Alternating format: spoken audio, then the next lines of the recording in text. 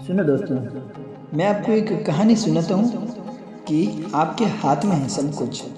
तो ये कहानी है एक वृद्ध आदमी की जो एक पर्वत पर अकेला रहता था। लेकिन वह वृद्ध आदमी आसपास के सभी गांवों में प्रसिद्ध था। हर कोई उसे जानता था। और उस आदमी की एक प्रसिद्ध बात यह थी कि उसे हर उस सवाल का जवाब आता था कि आप कोई भी सवाल क्यों न पूछे, बिना उत्तर के आप वापस नहीं जाएंगे। ऐसा उसका नाम था।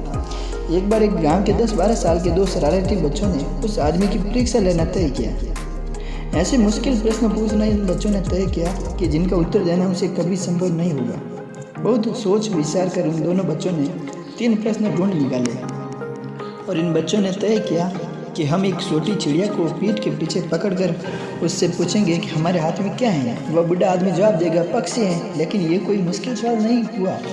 वे लड़के एक दूसरे से बोले, इसके बाद हम दूसरा प्रश्न ये पूछेंगे कि हमारे हाथ में कौन सा पक्षी है। वह कहेगा चिड़िया है। लेकिन यह भी आसान सवाल है।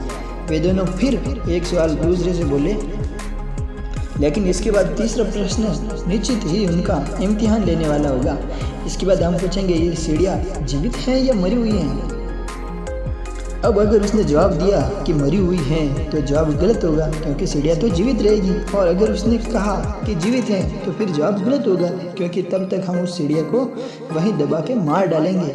और दोनों लड़के बहुत प्रश्न हुए, क्योंकि उन्हें प्रश्न ही ऐसा मिला था जिसका कोई भी उत्तर गलत होने वाला था। फिर एक छोटी सी चिड़िया लेकर उस बच्चे ने उस वृद्ध आदमी के पास पहुँचे और वहाँ पर पूरी तैयारी के साथ पीठ पीछे चिड़िया को पकड़कर हाथ में रखकर उन्होंने पहला प्रश्न पूछा कि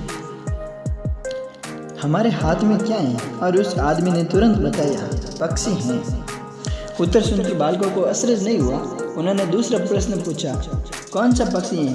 तुरंत उत्तर मिला चिड़िया है। इस उत्तर ने भी लड़कों को आश्चर्यचकित नहीं किया, क्योंकि उन्हें पूछना था तीसरा प्रश्न और उसी प्रश्न का उत्तर सुनना था।